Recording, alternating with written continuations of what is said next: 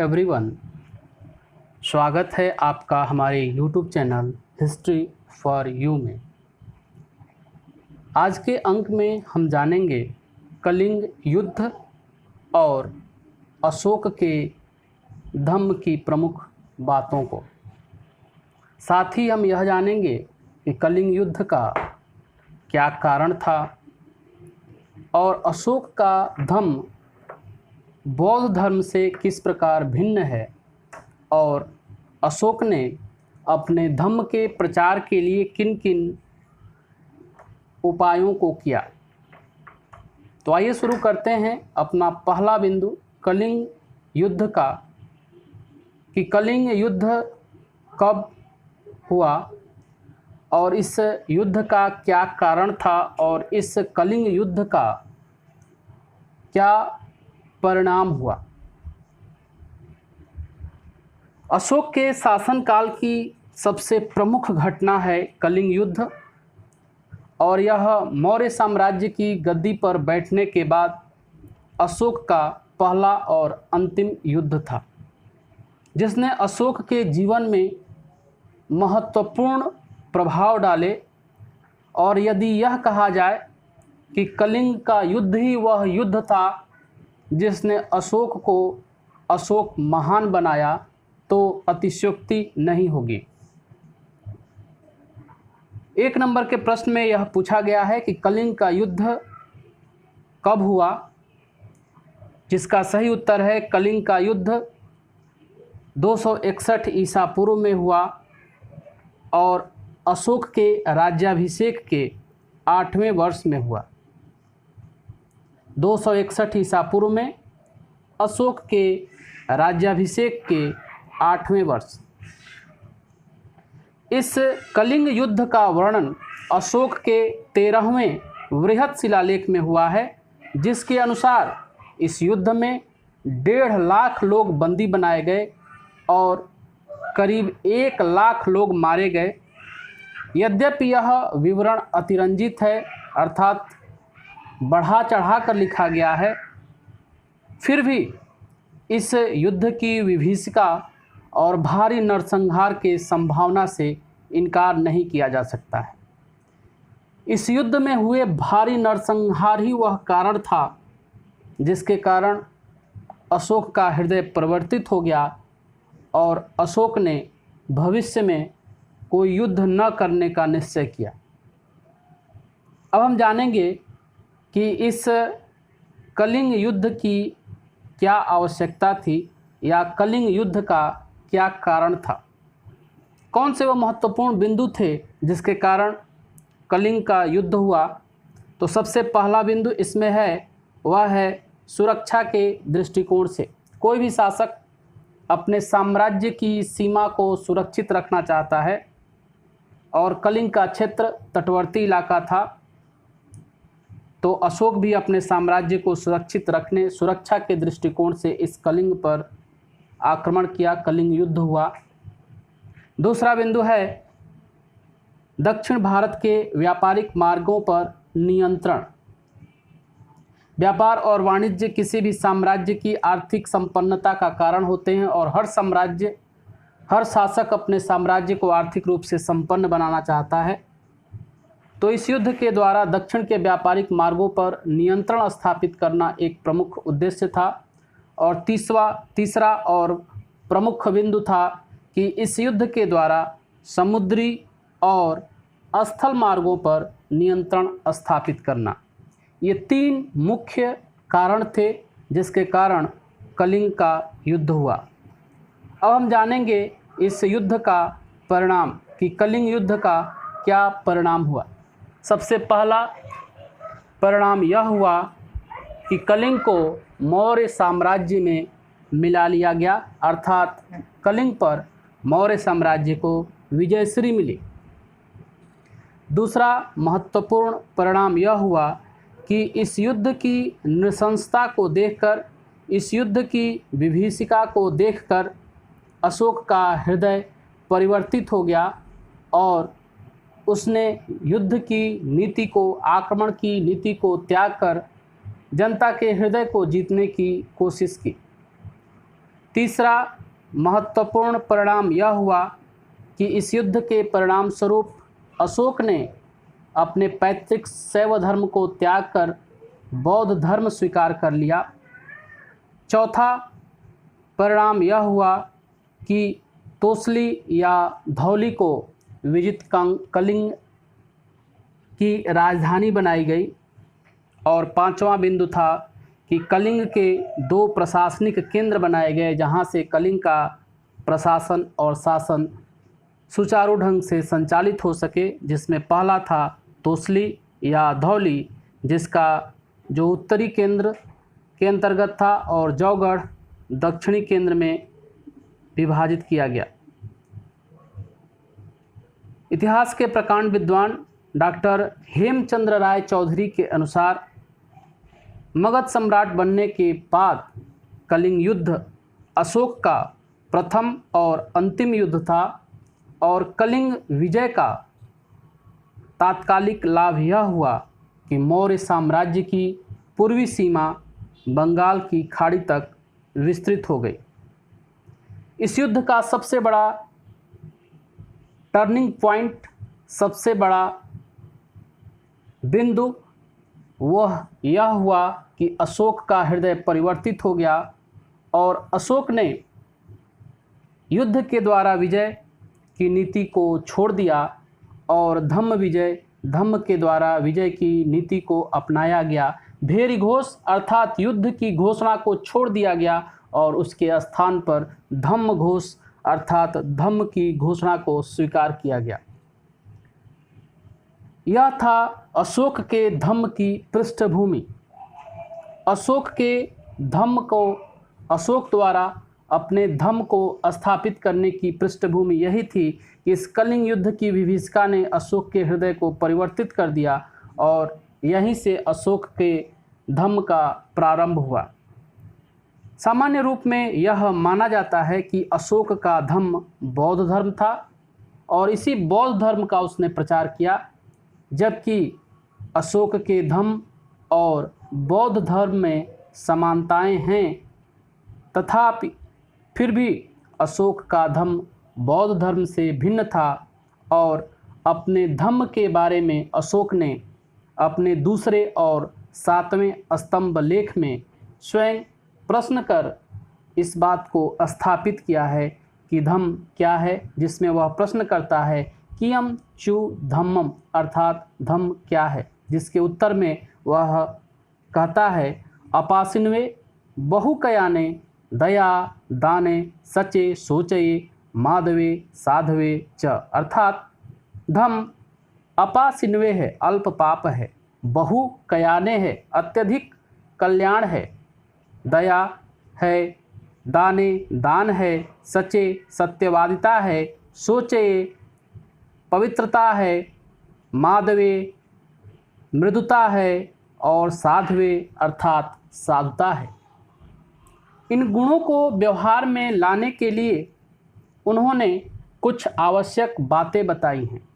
ये धम्म के सकारात्मक पक्ष हैं और इन सकारात्मक पक्षों को अपने जीवन में लाने के लिए कुछ आवश्यक बातें बताई गई, जिसमें सबसे पहला प्राणियों की हत्या नहीं करना, जिसे सामान्य तौर पर अहिंसा कहा जाता है। किसी प्रकार की जीव की हत्या नहीं करना, माता पिता की सेवा करना, वृद्धों की सेवा करना, जो बुजुर्ग हैं, वृद्ध हैं, असहाय हैं, उनकी सेवा करना, गुरुजनों का सम्मान करना, गुरुओं का आदर करना, मित्रों, परिचितों, ब्राह्मणों और श्रमणों के साथ अच्छा व्यवहार करना।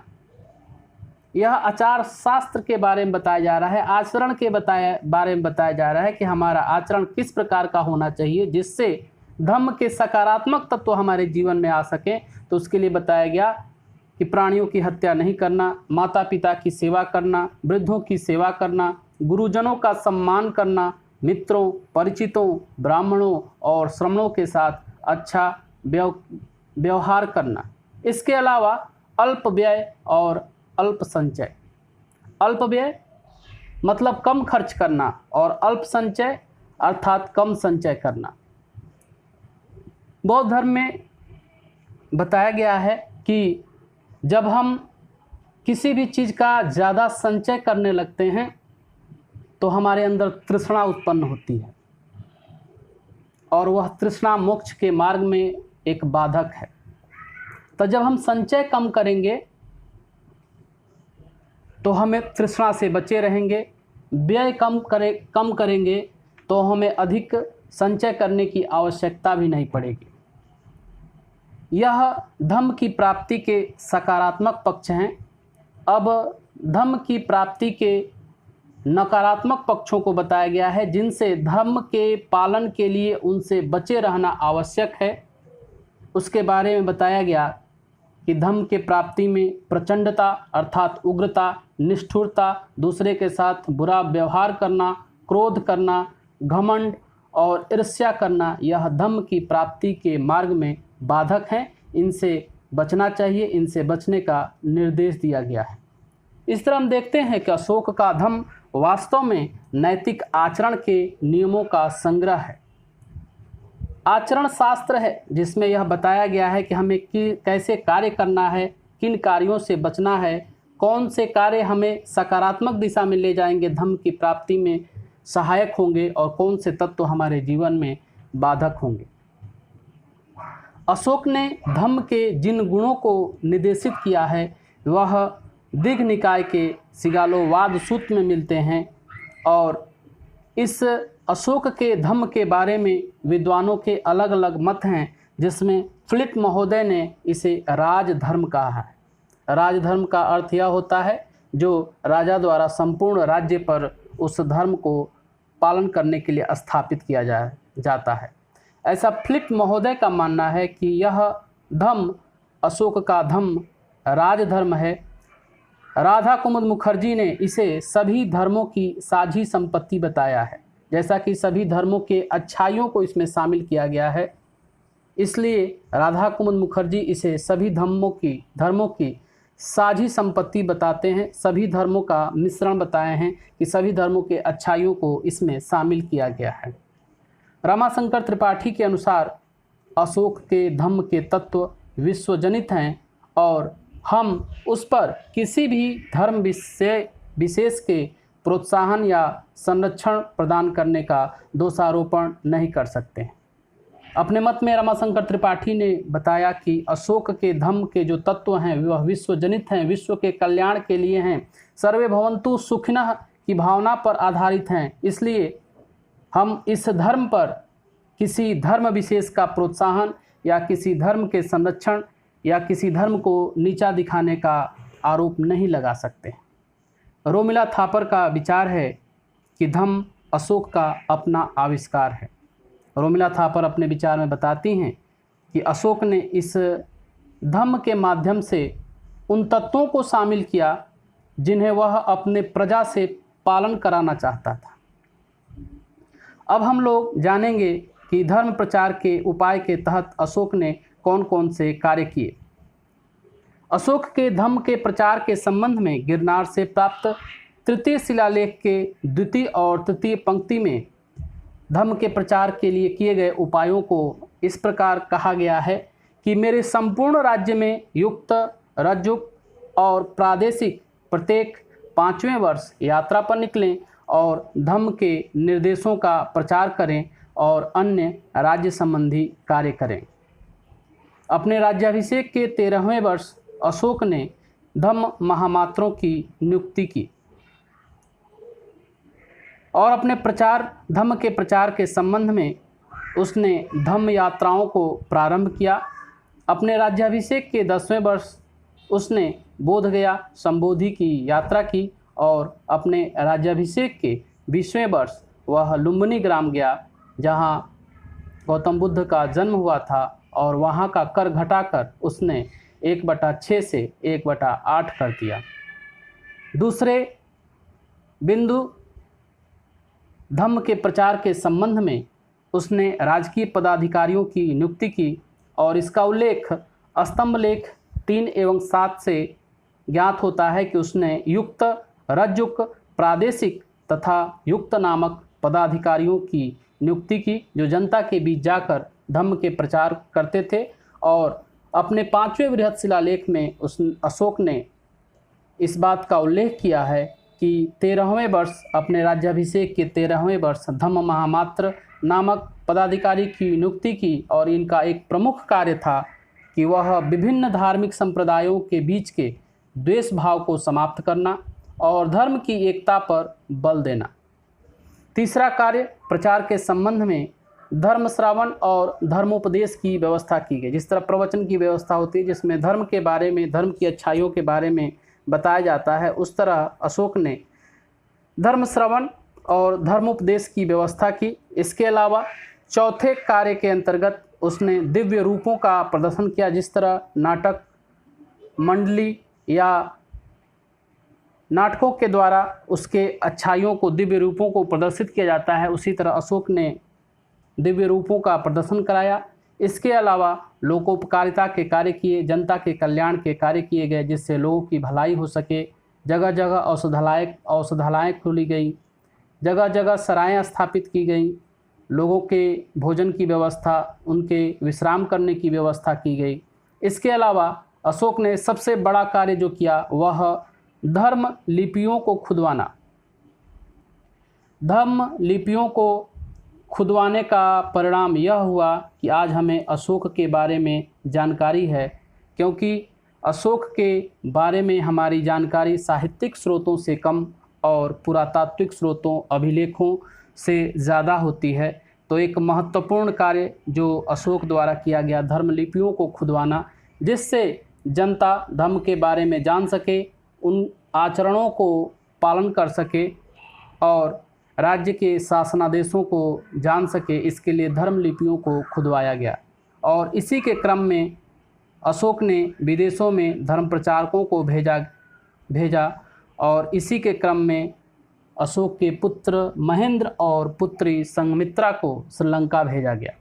इस तरह हमने देखा कि अशोक द्वारा अशोक के धम्म और बौद्ध धर्म से किस प्रकार भिन्नता है, अशोक के धम्म में किन किन बातों को समावेशित किया गया है, अशोक ने अपने धम्म के प्रचार के लिए किस प्रकार के कार्य किए। परीक्षा में प्रश्न पूछा जाता है कि अशोक का धम्म वास्तव में क्या है। अशोक के धम्म की विवेचना कीजिए कि अशोक का धम्म क्या है और अशोक ने अपने धम्म के प्रचार के लिए किन किन उपायों को किया। इस तरह आज के अंक से हमने जिन प्रश्नों के बारे में जाना, उसमें सबसे पहला प्रश्न था कलिंग का युद्ध कब हुआ और इस कलिंग युद्ध का क्या कारण था, कलिंग युद्ध का क्या परिणाम निकला, अशोक का धम्म क्या है, अशोक के धम्म की प्रमुख बातें क्या हैं, अशोक के धम्म के मार्ग में सकारात्मक बातें कौन सी हैं, कौन से वह नकारात्मक गुण हैं जिनसे बचे रहना आवश्यक है, जो धम्म के मार्ग में बाधक हैं। अशोक ने अपने धम्म के प्रचार के लिए कौन कौन से उपाय अपनाए और विद्वानों की नज़र में अशोक का धम्म वास्तव में क्या है।